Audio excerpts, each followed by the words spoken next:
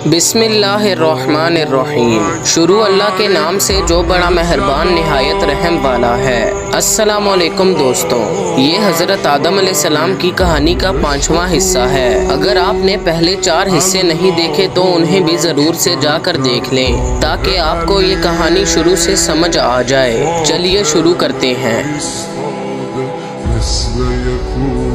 इसी वजह से यहाँ एक कुदरती सवाल पैदा होता है कि इंसान की असल हकीकत क्या है और वो कैसे वजूद में आया। इस बारे में अगरचे मुख्तलिफ नज़रियात हैं, जैसे इर्तिका यानी एवोल्यूशन, लेकिन साइंस और मजहब के दरमियान इस मसले पर कोई हकीकी टकराव नहीं। हाँ, ये बात ज़रूर है कि ये एक बारीक और गहराई वाला मौजू है जिस पर तफसील से बात यहाँ मुमकिन नहीं, लेकिन इस मुकाम पर हमें एक अहम बात समझनी चाहिए। चाहे इंसान यानी हज़रत आदम अलैहिस्सलाम इर्तिका के ज़रिए आहिस्ता आहिस्ता इंसान बने हों या अल्लाह ताला ने उन्हें इब्तिदा ही में मुकम्मल इंसान की सूरत में पैदा किया हो, दोनों सूरतों में मजहब और इल्म इस बात पर मुत्तफिक हैं कि मौजूदा इंसान ही कायनात की सबसे बेहतरीन मखलूक है। इंसान ही वो मखलूक है जिसे अकल, शऊर, सोचने समझने की सलाहियत दी गई है और वो अपने अमाल और किरदार का जिम्मेदार है। इसलिए असल सवाल ये नहीं कि इंसान किस तरह से पैदा हुआ,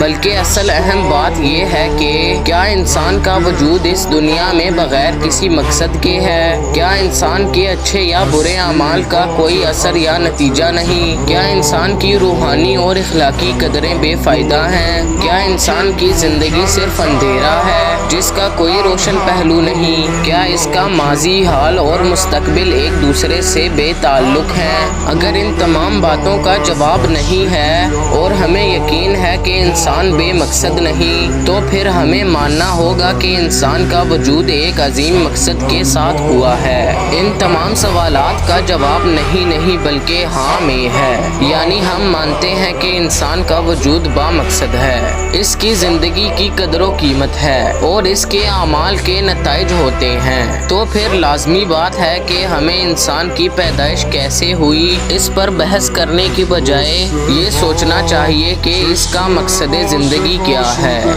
इंसान कोई मामूली मखलूक नहीं बल्कि वो अशरफुल मखलूकात यानी सबसे आला मखलूक है और इसका वजूद किसी बड़े और अजीम मकसद के लिए है। इसलिए इंसान की इखलाकी कदरों जैसे सच्चाई, अदल, रहम, खैर की भी बहुत अहमियत है और इसकी तख्लीक में यकीनन कोई हिकमत और मायने मौजूद है। कुरान मजीद ने इंसान के अच्छे और बुरे दोनों पहलुओं को बयान करके ये बात वाज़ेह की है कि इंसान की हैसियत बहुत बुलंद है। अल्लाह ताला ने इंसान को अहसने तकवीम यानी सबसे बेहतरीन शक्ल में पैदा किया और उसे तमाम मखलूकात पर इज्जत व फजीलत दी। इसी वजह से इंसान को अल्लाह ताला की अमानत का हामिल और ज़मीन पर इसका खलीफा बनाया गया, यानी एक ऐसा नुमाइंदा जिसे जिम्मेदारियां दी गईं। जब अल्लाह ताला ने इंसान को इतना कुछ अता किया है तो ये नामुमकिन है कि इससे बगैर मकसद के पैदा किया गया हो या इसकी ज़िंदगी का कोई नतीजा ना हो।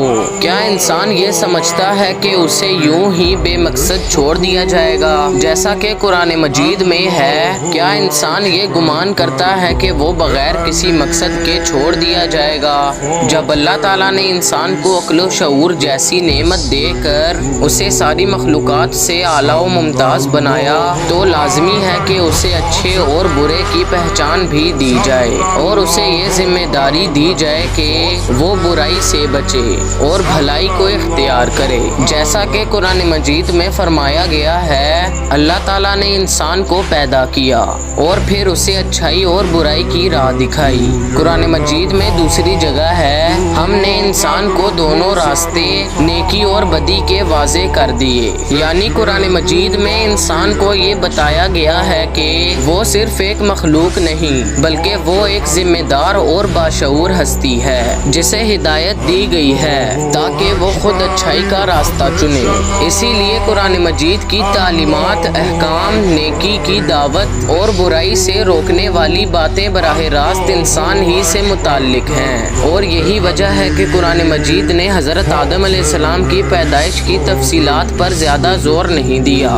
بلکہ اصل اہمیت انسان کے مقصد، انجام اور ہدایت کے مسائل کو دی ہے۔ اب تک کے لیے بس اتنا ہی۔ اگر آپ کو اس ویڈیو کا پارٹ 6 چاہیے تو مجھے کمنٹ کر دیں۔ تب تک کے لیے اللہ حافظ۔